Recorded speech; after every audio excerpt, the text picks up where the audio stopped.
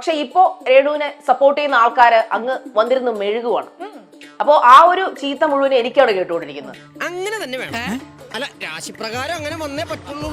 ഓരോരുത്തരുടെ പ്രേക്ഷകരുടെ ഓരോ എന്താ പറയാ അവര് വിലയിരുത്തുന്നത് അനുസരിച്ചിരിക്കും നമുക്ക് വരുന്ന ആ ഔട്ട്പുട്ട്. നമ്മൾ കഞ്ഞികളാണെന്നാണോ പറഞ്ഞതിന്റെ സൂചന? ആണോ? ഞാനത് പറയുന്നോണ്ടും തോന്നരുത്, ഒരിക്കലും ഇല്ല. പച്ചയ്ക്ക് ഞാൻ പറയുകയാണ്, ഏത് ഷോയ്ക്ക് ചെന്നാലും രേണുവിന് കുപ്രസിദ്ധിയാണ്. താങ്കൾ പച്ചക്കാണല്ലോ പറയുന്നത്, പറഞ്ഞോളൂ. അതിനകത്തൊരു ആക്കലുണ്ടല്ലോ. അയ്യോ, അത് വെറും തോന്നല. നാട്ടുകാരി പേര് അഹങ്കാരി എന്നാ വിളിക്കുന്നത്. അതെന്റെ കുഴപ്പമല്ല. രേണു ഓവറാണെന്ന് രജിത് കുമാറിന് തോന്നുന്നില്ലേ? അപ്പൊ അത് അദ്ദേഹത്തിനല്ലേ അറിയുള്ളൂ, എനിക്കറിയില്ലല്ലോ.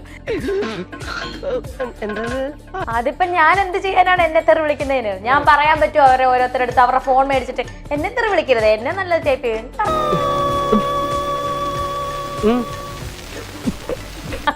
മേ ബി പ്രേക്ഷകർ ശരി, എനിക്ക് തീരെ ഇഷ്ടപ്പെടുന്നു. ഇല്ലില്ല.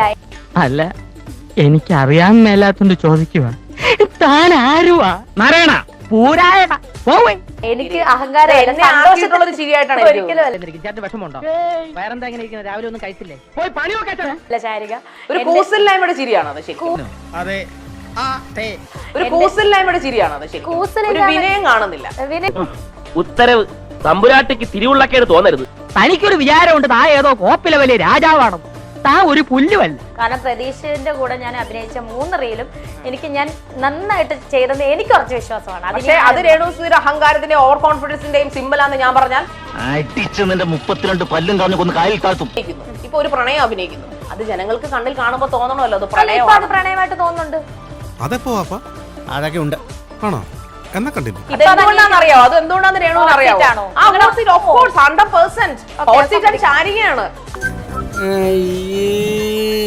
ഒരു കയറുണ്ടായിരുന്നെങ്കിൽ ഞാൻ ഇപ്പൊ തന്നെ കെട്ടുന്നെങ്കിൽ ചത്തേനെ.